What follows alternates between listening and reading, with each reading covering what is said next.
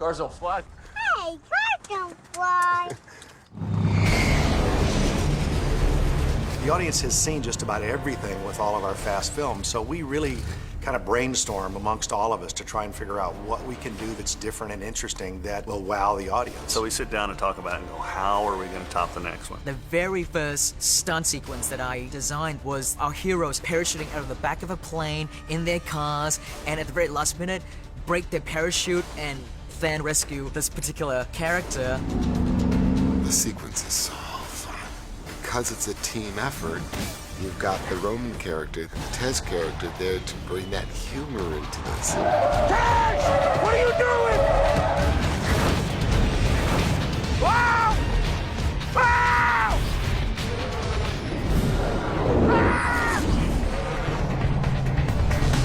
It's pretty cool. Day one, when Sparrow and I were called in to do second unit, they were discussing cars coming out of a C-130. What they didn't really realize was there were so many factors that are more complicated than probably any other sequence I've shot. So we definitely want to be low enough to see the chute opening in front of us. Right on. A number of people came up and said, well, people have thrown cars out of a C-130 before. So we knew it could be done. But how do you get cars coming out of an airplane that you can't control completely Oh my God, look at that. and have helicopters and crew and people down below and be 3 feet away from them and shoot them and do it exciting and safely? And so that was the R&D part of it, trying to figure out how to get all these cars out of the C-130 together with guys in the air with it and make them drop flat. Every single car that we dropped fell differently. And even though some of them were a little front heavy and some of them were back heavy, the weird thing is if you rolled the windows up, they tended to start stabilizing themselves. Because when we first set the cars out with no drogue chute, they're free falling at 175. And so the skydivers could never catch them. They had to be a part of the car when it went out. So he said, you guys grab onto the cars. Just run out with them and grab onto it so that its first initial drop, when it's gaining its terminal velocity, you're with it. And that was the key element that made it all work. The operators we have were all from the Red Bull jump team, and they were all very good at knowing which is up and which is down pretty quickly, and then just fixing the car in the way that we need it and then getting away from it, because you can't hold on to the car and shoot it like that. You have to push the car away from you to get the wide shot that we need. And then James saw what we did, saw what the angles of the car were, and just seamlessly dropped it in. Woo! Now we're moving. I worked with my really incredible second unit director with Spiro to tie it all together and try and make it cohesive. He had these great rigs at Danville for first unit, and they were gimbals that were 15, 20 feet off the ground. So he had Dom's car in the air, and it could tilt way down like this and move around and turn.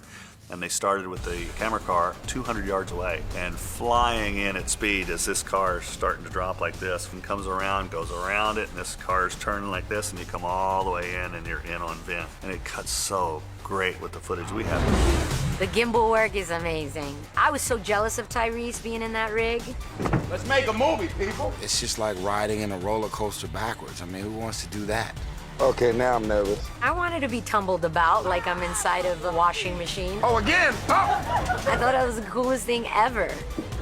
Oh! Out of the 4 cars, we lost 2 of them because of winds. The parachute didn't get away from the car, so we're getting a call, you know, hey, this car's not stopping and it's heading towards the freeway. We got it, but that one was something that got our hearts pumping a little bit. The airdrop sequence, we did it in 2 parts.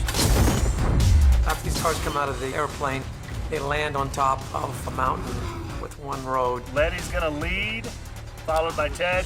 As they glide down, they're never gonna hit the ground. They just come to a stop and we pull them back to number 1. The big issue was they had to be real cars. We want the cars running in the air, and when they pull the release, this thing's gonna drop 10 or 12 feet out of the air, hit the ground, and take off and spin the tires.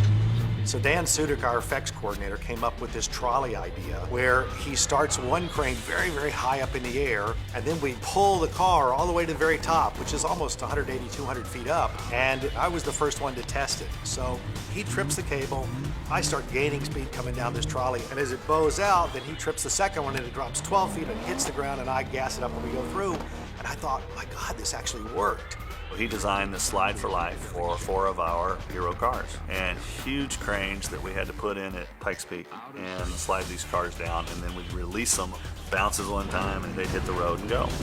By building a rig like this and doing it this way, it's just such a cool look on film. It's something you just don't ever see. I mean, a parachuting car and then releasing and dropping and then starting chasing. And then we had 4 of them doing it. I said very early on that this sequence will end up being a great trailer moment, and sure enough, it's in the first trailer. Hell yeah! Yeah, great, fantastic, awesome.